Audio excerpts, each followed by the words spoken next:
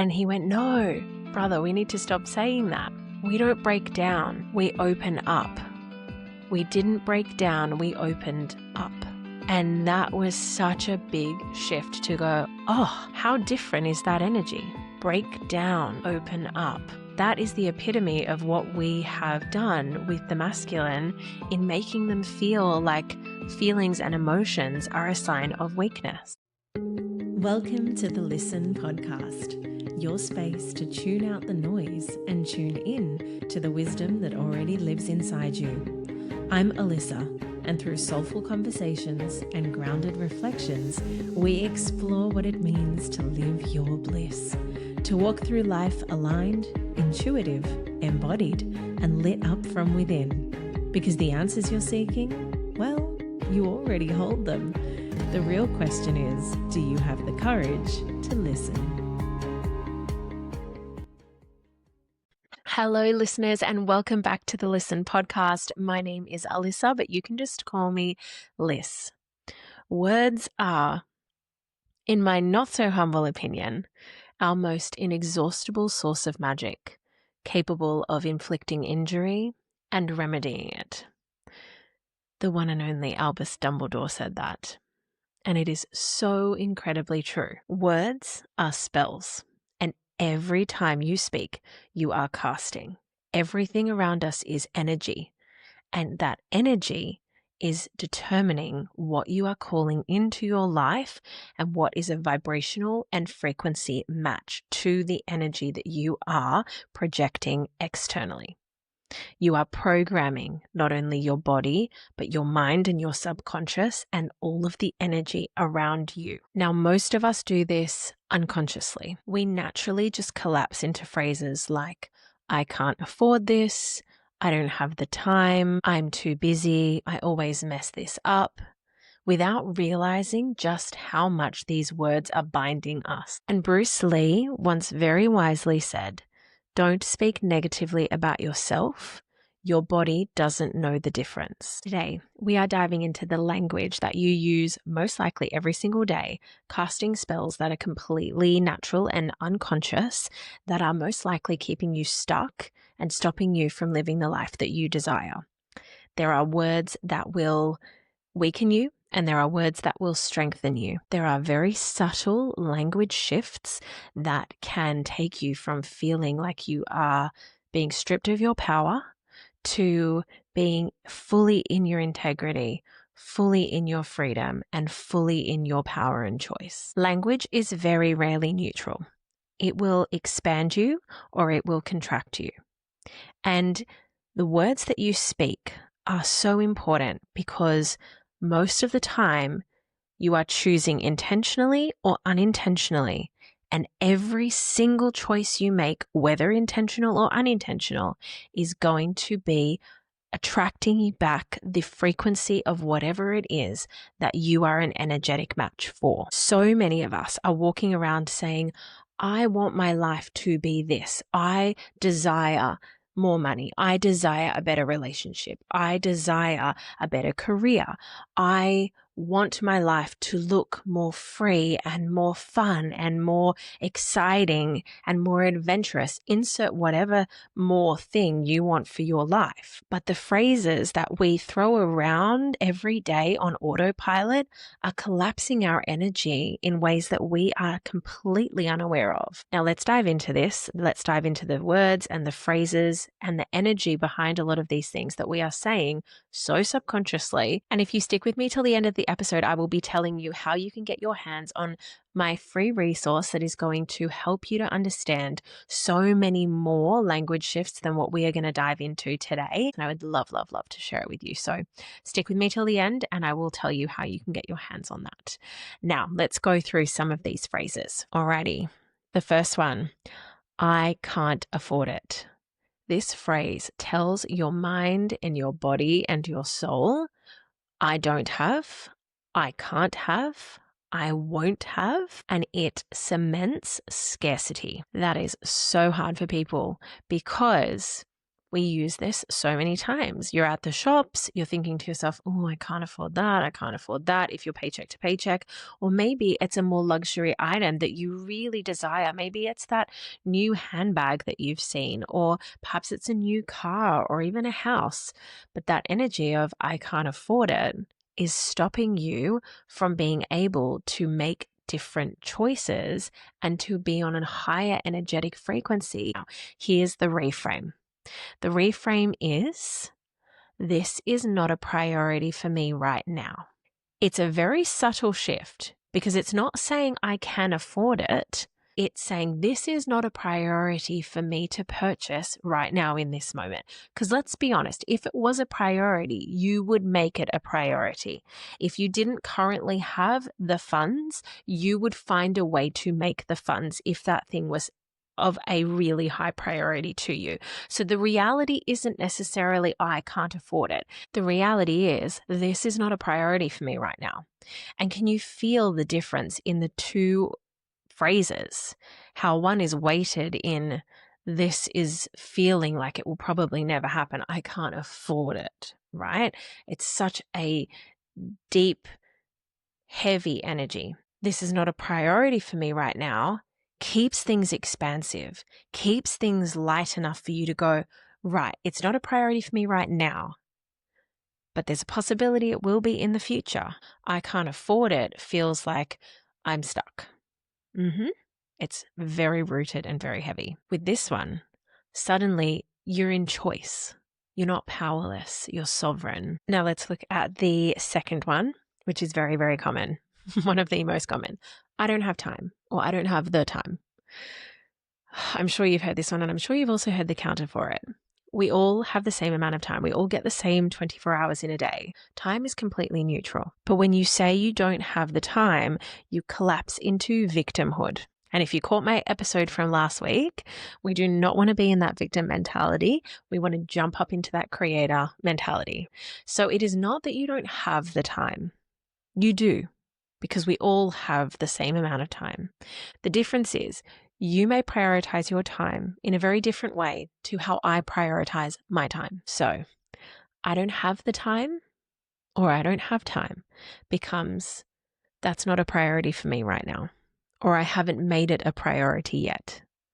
Can you see how that shifts from this victim mentality into another one of choice? It puts that responsibility back into your hands, where you get to decide how it is that you are spending your time.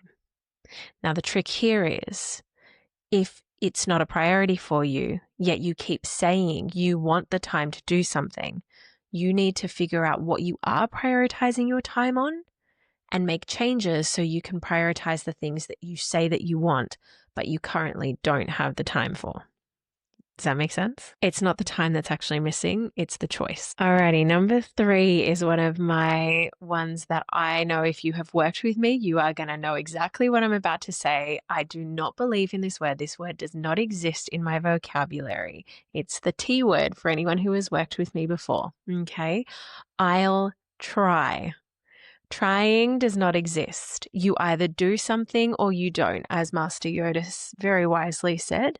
Yes, do or do not. There is no try. Trying is the human's way of creating a word that will allow you to feel better if you attempt something and fail. Oh, but I tried. Yeah? Trying is just attempting something. So use the word attempt. Can you see the difference between, yeah, I'll try. Yeah, I'll attempt to do that for you. Yeah, I'll attempt to make it to your party. Yeah, I'll attempt to climb Mount Everest. I'll try to make it. How many times have you heard that before? Oh, yeah, we are pretty busy that day, but we'll try. We all know what that usually means. I'm probably not going to make it. Yeah? When you say, I'll try, your energy is wobbly and your body feels that. When you say, I'll attempt that, it's very clear and your energy is forward moving. Your words and your actions line up. The day that I learned about the T word, my wonderful mentor, Nikki, said to close our eyes.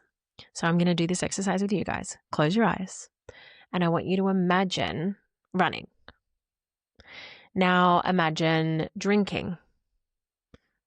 Imagine skiing. Imagine sleeping. Imagine dancing. Imagine cooking. Now imagine trying. Anything? For some of you, nothing is coming to mind because it doesn't exist. And for others, you may have thought, oh, okay, I'm trying to do my homework, or I'm trying to finish my work at my job at work, trying to finish my tasks for the day. But what are you actually doing? Are you doing the homework or are you not doing it? Are you doing the work or are you not doing it? What is it that you're actually doing? An action. Attempting to complete a task. So trying doesn't really exist unless you're playing rugby. Now let's talk about the hidden codes inside language itself. All right, I have some really interesting examples that may spin some of the words that you use every single day in a way that you've never thought of before. And some of them seem pretty clear as day, which also makes you start to think, why have I never thought about this before? Let's have a look. So we have television. Think about it, break it down. Tell-a-vision. Tell a vision. What do we do when we sit down and watch TV? We are watching a form of vision. The real question is, whose vision is being told? And is it a vision that is congruent with you and your energy, or is it programming you and your energy with something negative, with something that doesn't really sit right? How many times have you watched a television show or a movie and thought, ooh, this doesn't feel good in my body? Oprah is one of the people who really solidified this for me. She is very, very intentional with whatever she watches and whatever she's listening to. She has specific songs and radio stations and specific channels, particularly her own, that she will allow in her space. And if there is something else in her space that she's not congruent with, that she doesn't want to be listening to, she will immediately tell people to turn it off, because she understands that you are an energetic being and that everything that you hear and everything that you see is another energy being thrown back at you, being projected, and it's your choice whether you allow that into your sphere of energy or if you decide that it's something that isn't congruent with you. Now we're talking about language, right? So let's look at spelling. Spelling. Every single word that you cast is a spell. And what are spells?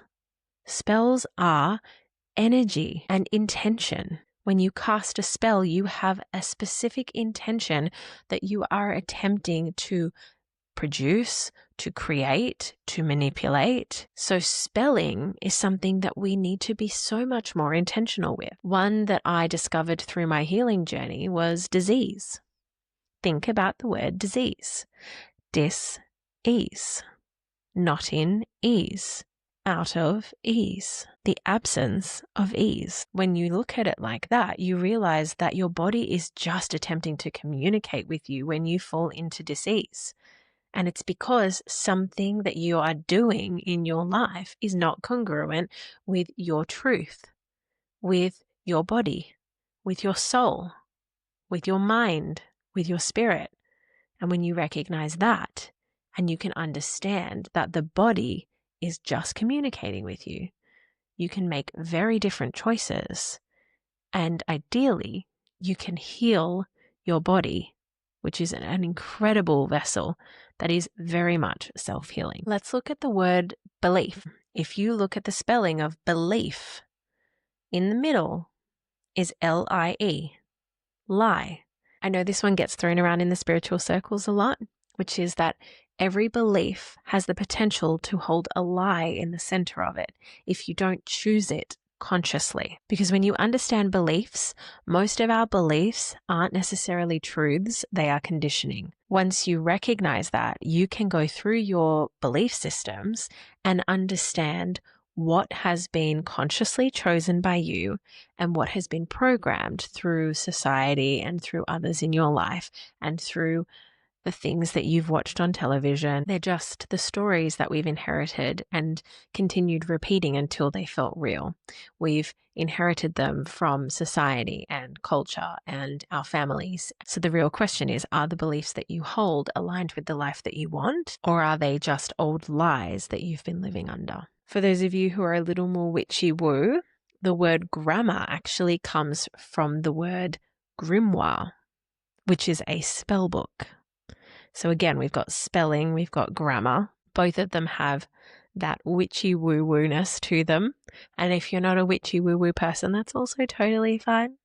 If anything doesn't resonate, you don't have to take it on board. You have free will and you have choice, right? Now, let's have a look at one that I found very interesting. The word mortgage. Mortgage. If you break this down, you have MORTGAGE.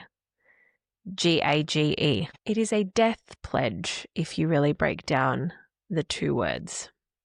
Mortgage, death pledge. I'll leave that with you to do with as you will. Abracadabra. I create as I speak. Intimacy. Into me see. Intimacy is the act of being intimate with somebody, of really seeing them and being vulnerable enough to allow them to see you. Into me see. Once you see this, once you hear this, you can't unsee it or unhear it. Words are spells. They are codes, and they are not random. They will either restore you and empower you or weaken you and disempower you. Now, I want to look at masculine-feminine polarity. There are things that the masculine will say about the feminine or the feminine will say about the masculine, and sometimes it is the same gender. Sometimes women will reiterate things about other women and vice versa. Men will reiterate things about men, but there are certain things that are said very unintentionally to necessarily create harm, but what they have done is create a general idea of a gender and programmed these genders and gender roles and gender traits into our societal norms and what we will tolerate or understand of each other as a society. Now, some of these are shifting, absolutely, but there are still a lot that are really buried quite deep there, and we are completely unconscious about the fact that these have just been perpetuated through generation after generation, and we don't necessarily question them. So now is the time to question them. I want to start with the masculine spells. Now, when it comes to the masculine, even the language we use around emotions and feeling are equated with weakness. And we've coded these emotions for men to collapse. So when we shift the words, we're able to really shift the truth and understand the strength of emotions and of our feelings. This is actually one that we picked up on when we were having a conversation with Geronimo's brother. And Geronimo said to him, "Oh man, I broke down." And he went, "No, brother, we need to stop saying that. We don't break down, we open up. We didn't break down, we opened up." And that was such a big shift to go, oh, how different is that energy? Break down. Open up. That is the epitome of what we have done with the masculine in making them feel like feelings and emotions are a sign of weakness. Opening up is a very courageous thing, but breaking down makes it sound like it's some kind of malfunction. The next one is he lost it. He absolutely lost it. How many times have you heard that? And again, this is around emotions, because emotions, for whatever reason, when it comes to the masculine, are seen as weakness. He lost it. What if we replaced that with he released it? He released what he was carrying. He allowed himself to release the burden of that anger, that pain, that frustration. But losing it sounds like a failure. It sounds like there's no control there. releasing it sounds very intentional and very controlled. So how about we shift to that? Next one, he fell apart. He fell apart can be rewired to he allowed himself to feel. Huge difference. He fell apart. Falling apart is crumbling, and it's associated with shame. Same as losing it. There's a shame behind it. However, allowing himself to feel, allowing that language in and of itself is huge, but allowing himself to feel, that has sovereignty. Now, how many times have you heard someone say, man up? Man up. Oh boy. It's got an energy of suppression to it, man up. But if we rewire it to stand in your truth is a very different energy to man up. Yeah, it has this presence to it if you stand in your truth, as opposed to the suppression of man up. Asking for help can be rewired to honoring your limits. I don't know why we have this negative connotation with men asking for help. I don't think there's anything wrong with asking for help. But for whatever reason, because we have got a negative connotation attached to it, if we do change it to honoring your limits, support is leadership. Asking for support is courageous. And honoring your limits allows you to acknowledge where you're at and acknowledge that you may not have all the answers. You may not be able to do it yourself. And that's okay, because that's a part of being human. And they say it takes a village. Life would be pretty lonely if we could do everything ourselves. Now, vulnerability is another one. If a man is vulnerable, that's seen as weakness. Now, again, I don't believe in that at all. But because there is such a negative connotation with it, we can change it and we can reframe it to bravery.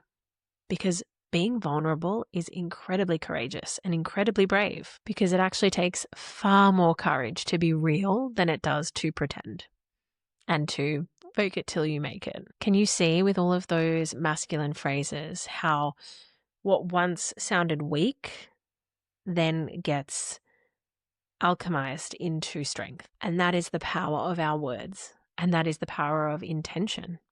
So let's go into now some of the feminine shifts that we can make with these emotional spells, because our language has twisted feminine gifts and talents into flaws. So many things that we say to women turn intuition into irrational, and softness makes us fragile to the point of not wanting to show any vulnerability or softness. And if we want to honor our bodies and honor our need for rest, all of a sudden we are lazy. Now, a lot of this comes from cultural and social programming, like I said, and this also comes from the suppression of the feminine energy and the suppression of our feminine cycles, and really turning what is something incredibly powerful into something very shameful, turning our monthly bleed into something that should be hidden and suppressed and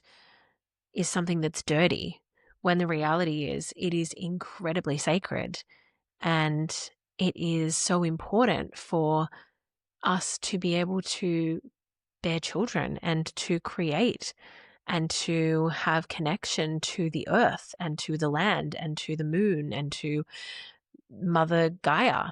So there's a lot to unpack with all of this stuff. We're not going to go too deep, but we are going to go into some of these emotional phrases that often are said to women. And they're often said in very intentional ways to diminish the feminine. So we're going to bring some power back. She's too sensitive. Ladies, how many times have you heard that? You're too sensitive. How about if we reframe it to she's deeply attuned? The next time someone says you're too sensitive, say, no, I'm deeply attuned. How much more powerful and joyful is that? How much lighter is that energy? And imagine if you come back with that response. What are people going to think? They're going to go, all right, this lady knows her worth. Queens, Awareness, not fragility. You're too dramatic. I've heard this one a few times in my life. Can't imagine why. I don't think I did a drama degree or anything like that. You're too dramatic. It's expressing what others won't say. And expression is bravery. Yeah, feel that. Feel the power behind that. She's expressing what others won't say. She's not willing to be silenced. It doesn't make her dramatic. It makes her brave, courageous. It makes her willing to speak her truth. Next up, she's lazy. Oof, this one gets me. This one really gets me. Firstly, because I'm a projector and I do not have an endless amount of energy like a generator or a manifesting generator does, which means that I require deep rest. And I refuse to let somebody tell me that I need to hustle in order for me to be successful. That's my first gripe with this one. My second gripe is, as women, we do not have a constant 24-hour circadian rhythm like men. If you listened to my episode, I think it was 2 episodes ago, on Listen to Your Flow, I believe, that one is so, so important. So go and listen to it, because we have a monthly cycle and our energy does not peak like a man's does and then drop. We go through the same thing men go through during the day. If you actually look at the way that a day has been created, it has been created for the male. They have heaps of testosterone in the morning, and that's why they get up in the morning and they do exercise, and most physical things happen in that morning. And then it goes into the work day, right? And then once their testosterone drops and they have a bit more estrogen in their system, guess what? We have happy hour. Yeah, we have happy hour. They come home and then we have, dinner and rest and relaxation. We go through those same phases, but it happens over the course of a month. But I don't think we really are understanding that in today's society, because it hasn't been honored and it hasn't been revered as sacred for a very long time. But she's lazy, should be she's resting, or she's attuned to her body's needs, or she's recharging, or even she's receiving. Rest is wisdom and it is sacred. And it is so necessary. I don't know why we've demonized rest as something that, we don't all need. I mean, we literally all need sleep in order for us to function as human beings. But apparently, when we do honor that need, we're just lazy.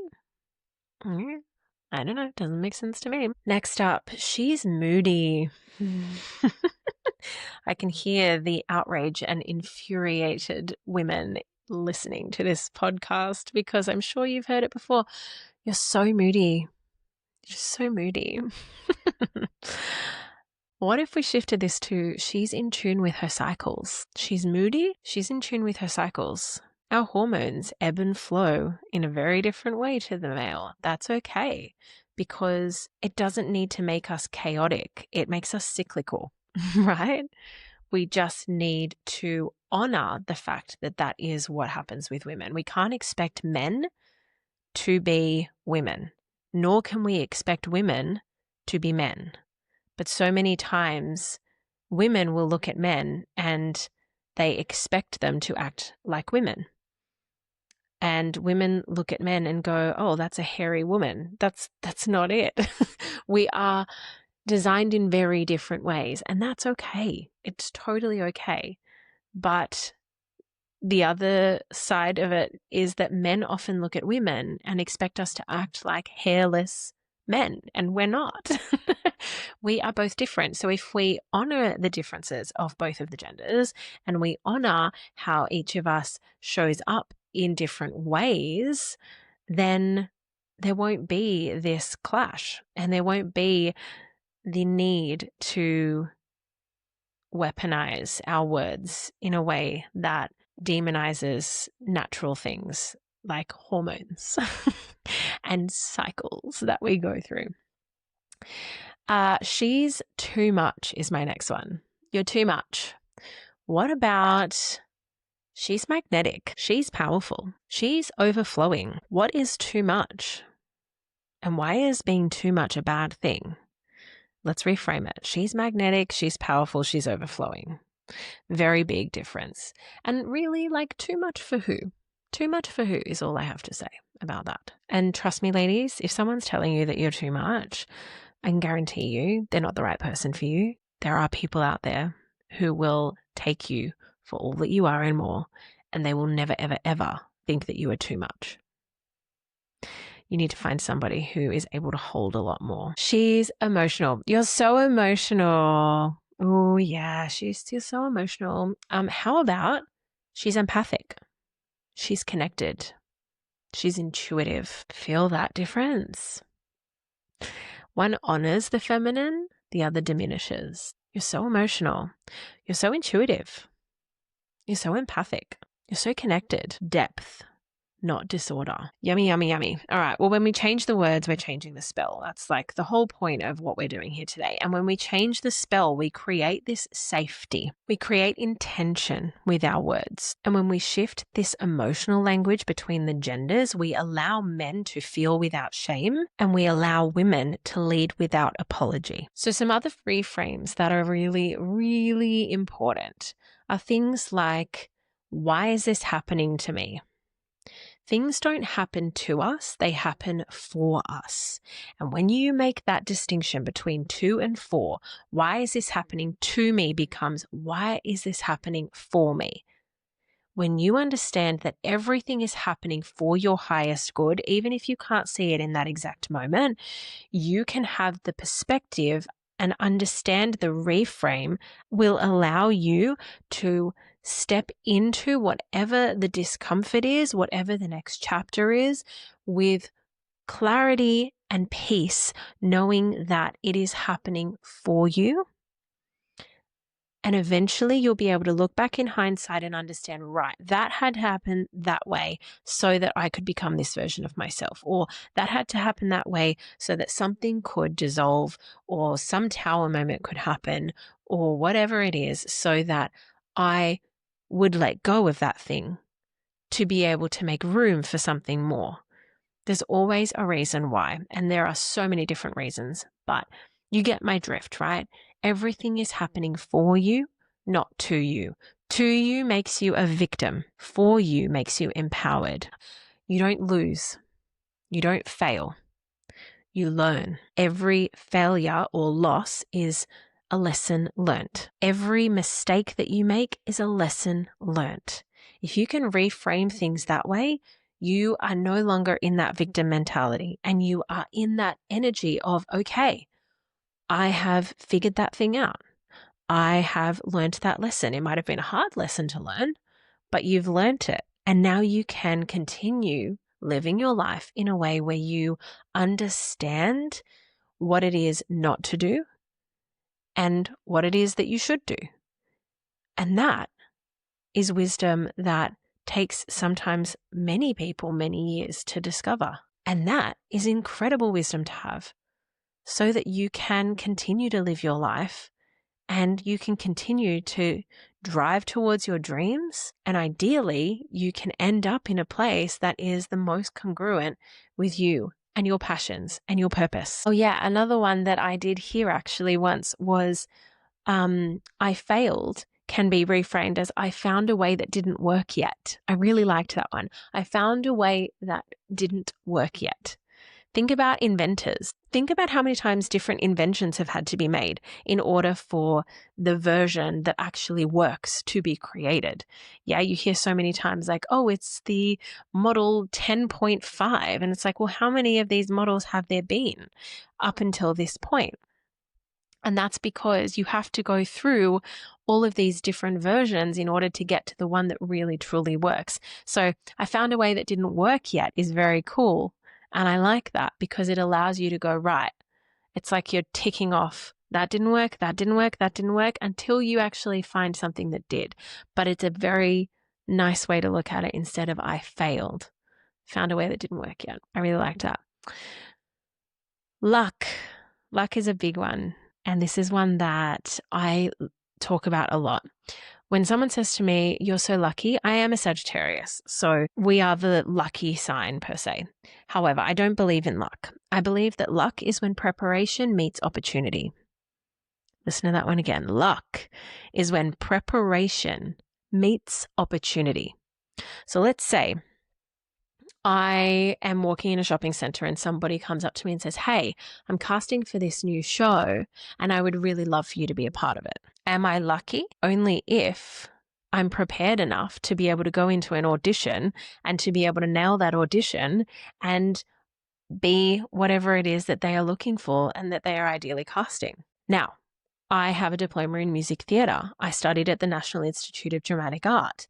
I have got the preparation behind me to be able to go into an audition and ideally to nail a role if it is aligned with me and I am aligned with whatever it is that they're looking for in that character. However, if they went up to some other person who is, say, an accountant and said the same thing, would that still be lucky? Do they have the preparation so that when the opportunity comes by, they can actually take it and grasp it and run with it? Yeah? So luck doesn't exist. It's only when preparation meets opportunity. If the opportunity arises and you're not prepared for it, you can't take it. Or vice versa. You can be super prepared, but if the opportunity doesn't arise, there's no luck. So those two things have to marry before luck can present itself. And that is my 2 cents on luck. Alrighty. Rejection is just redirection. I think I spoke about this one in my last episode as well. So I know that there's a couple of mindset things that I'm shifting again here, but I think they're important and are worth reiterating because you may not have even listened to that episode. So mistakes are just stepping stones and rejection is just redirection. Huge, huge shifts if you can think about things that way. Alrighty. When we shift these stories, the whole game changes. But it takes us actually shifting them in order for something to happen. So that brings us to this week's pivot point. You can keep speaking unconsciously, speaking spells out into the world and allowing their negative frequency to keep bringing you down and collapsing you into this heavy energy of feeling like you have no power and feeling like you have no ability to have control over your circumstances, draining your energy and reinforcing stories that just don't serve you anymore. Or you can pause. You can reframe. You can consciously choose the language that you speak and the spells that you speak into the world and choose language that strengthens your integrity, that empowers you, that honors your emotions and calls in the reality that you desire. Your word is your bond. Your word is also your wand. Every phrase you speak is either a curse or a blessing. So, have you had enough of speaking words into existence that are not aligned with the desired outcome that you want for your life? When you start becoming really conscious of what it is that you're saying, you will realize just how important language really is. If this episode has stirred something in you and you have realized that the language that you have been using has been keeping you stuck and has been stripping you of your power and taking away your control without you even realizing in a completely unconscious way, I totally get you. I was you, and I am here to help you take back those reins and take back that control. This is the type of work that I do with women to really allow them to step into their power, to step into their integrity, and to step into their truth so that they can really start living their most aligned, most abundant, and most free lives in the most joyful and authentic way, aligned with what it is that you want and what you desire. Come over and find me on Instagram at Lyssn Podcast. That's LYSSN Podcast. Or you can find me directly at Lyssn Natalie. Send me a DM, shoot me a comment, or share on your stories what you've really loved about today's episode. I get so much joy out of seeing what resonates with you guys, and I get a lot of private messages, but I would really like to see the community being a little bit braver and stepping forward and commenting on my posts and really coming together so that we can see the impact that this is creating, not just behind closed doors, but we can start building this beautiful community of listeners where you all can celebrate each other's wins and support each other as well. And if you have loved today's episode and you want to go deeper, I have created a free ebook for you. It is The Alchemy of Language, and we dive really deep into so many more of these reframes so that you can really start claiming back that power and that intention with the words and phrases that you're using on an everyday basis. I would genuinely love to share it with you because these are some of the really powerful reframes that I have used to shift my language and the codes and spells that I've been speaking into the world. And they have allowed me to create the life of my dreams, which of course I really, really desire for you as well. So as always, we are going to finish with a whisper from within. Where in your life are you still using language and spells that are keeping you small, stuck, or even silent? And what new words, phrases, or reframes could you speak today to start setting yourself and others free? Thank you so much for being here with me today. It honestly means the world that you guys tune in, and I really hope that this episode was helpful and may have given you a few aha moments or mind-blowing moments. If you would like to get your hands on my free ebook, The Alchemy of Language, all you need to do is share the Lyssn Podcast on your stories. That's it. Just share it on your stories and tag Lyssn Podcast, LYSSN Podcast, and I will share it with you and send it to you as a thank you for spreading the magic. Thank you so much for still being here. Thank you for listening to the podcast, and thank you for sharing it with your friends. I truly love hearing about how this podcast has been helping so many of you, and I am so, so grateful to every single one of you for tuning in, whether you are engaging with me or not. So please keep listening to the language that you're using. Listen closely to the words that you're speaking. Listen to the words that you repeat without necessarily thinking. And of course, as always, keep listening to that intuitive wisdom within. I will see you next week. I cannot wait. Thanks so much for being here with me. Thank you for listening, beautiful soul. If you felt something shift, please reflect on it, share it, and let it ripple out into the world. If something spoke to your heart space today, I would love if you could share it with someone that you love and leave us a review, which will really help more of our soul fam to find their way here. If you want to connect with me, if you have questions, topics, if you want to know more about my courses, or if you even just want to say hi, please reach out. I would love to hear from you. Come find me over on Instagram at Lyssn Podcast. That's LYSSN Podcast. Or you can message me directly at Lyssn Natalie. My DMs are always open. Until next time, stay soft, stay true, keep living your bliss, and remember, your soul's song is always worth remembering. So keep listening.